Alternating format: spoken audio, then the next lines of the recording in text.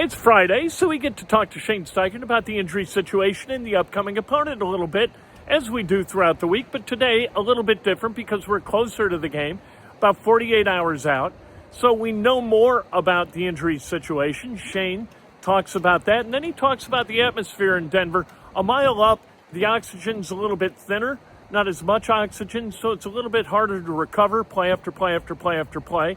If you're on the field for 19 plays, as the Colts were in that final drive against the Patriots, the game-winning drive, you know what, you might run out of gas a little bit, and you might need to rotate guys a little more often. We talked to Shane Steichen about the injuries and about the atmosphere.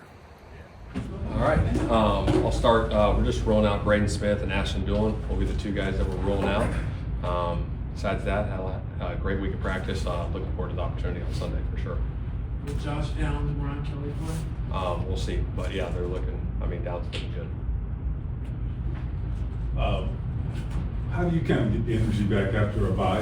Does that just happen, or do you have to kind of get guys going? Well, I think like we talked about earlier on Wednesday, the magnitude of this game. Shoot, if you can't get up for a game like this, you have a problem. So our guys are fired up, ready to go for Sunday. It looked like Bo was practicing. Yeah. Okay with him? Yeah, he'll be all right. What's he dealing with? Hip. Been hip yesterday, yeah. You mentioned earlier in the week about like altitude, and you mentioned how kind of the ball can travel a little bit further. Did you guys prepare differently? You got to prepare the same. It's hard to create the altitude here, but obviously just staying hydrated. Obviously, we talked to the guys about just being alert, being aware of it. I've had the opportunities to play there a whole bunch, being in the AFC West division. Most of the guys that I played with when I was at the Chargers handled it really well. You know what I mean? It might take a little bit to get it, acclimated, but most of the guys handle it pretty good.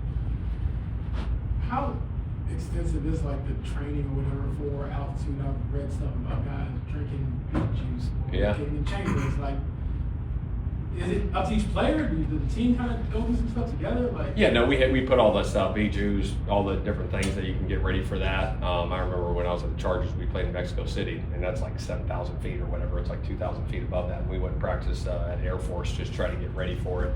But still, it was still different. You know what I mean? You still go to Air Force, then you go 2,000 feet more. That was a little different for our guys back there. I think it was in 17 or 18. But does beet juice taste nasty? it's all right. It's all right.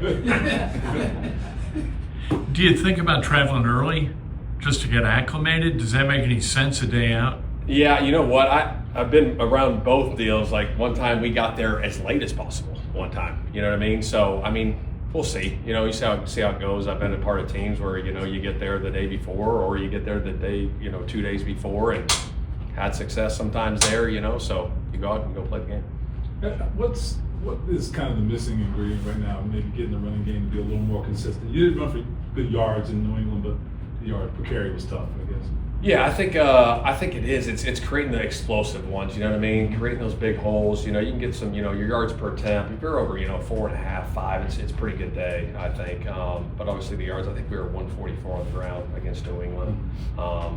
So I think it's creating the big explosive plays when you have the opportunity. Sometimes it may be one block away from creating the big one, or just one little gap, or seeing it, or a vision, or a cut, or whatever it may be. But again, it comes back to myself and our coaches putting those guys, in position to create those big plays. It has been a few weeks since Jonathan Taylor's ripped off one of those. we know he's capable of it, but when you look back at it, you feel like you're close to something. Oh yeah, there was. If you go back and watch the New England, there was one where it was close. We were one little thing away from creating a big one. So hopefully this will be the week for that. Shane, Chris had mentioned some, I don't know if regret's the right word, and maybe playing Anthony right away as a rookie. Have you felt any of that? Kind of looking back on that. Yeah, I really haven't thought about it, to be honest. Really just focus on Denver right now. Yeah. Obviously, we know Josh Downs and what he can do, but just getting him potentially back into the line, I hope that just for the intermediate game keep running. Oh, it's great. Obviously, to get a guy like Downs back, what he brings to our offense is huge. So it'll be good.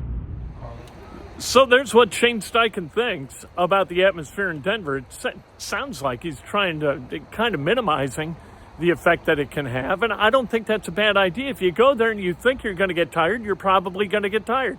I think a lot of it's psychosomatic.